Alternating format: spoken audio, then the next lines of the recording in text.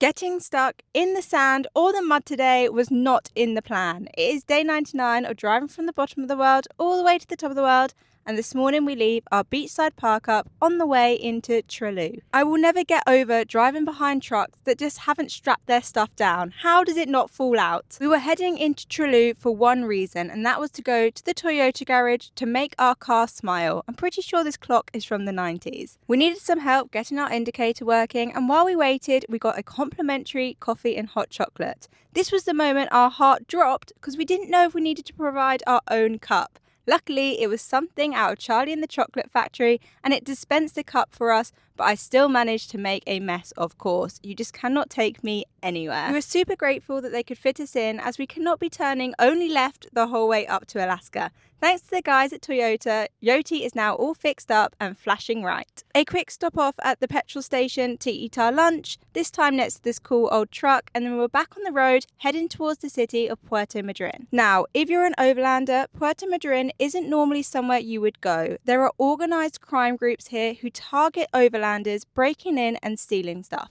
Now, we weren't planning to stay, but we couldn't resist looking at the beach and stopping off to explore the sand dune, of course with the car in sight. These sand dunes were perfect, with no footsteps and just ripples from the wind. It was too much fun running up and down the dunes, and I definitely felt like a child again. It was, however, super windy up on the dunes. You can see here the sand being blown off the top. Back in the car, we had an hour down a dirt track that was super dusty and incredibly bumpy, the proper washboard roads. There were huge sections of wet clay mud. We drove through the first one, and that was a mistake. We really nearly got stuck. Look at the rut we made. It was super soft and we sunk straight down into the mud. The next one we came to, we were definitely taking the detour. We were not risking getting stuck, as we are in the middle of nowhere. We saw no cars, no people, and we have driven an hour down this track. Just us and a few signs with bullet holes to keep us company. The last hurdle of the track was this pretty deep sand dune, but we seemed to float over it with no problem. We arrived pretty late at low tide, so there was no chance of seeing orcas tonight,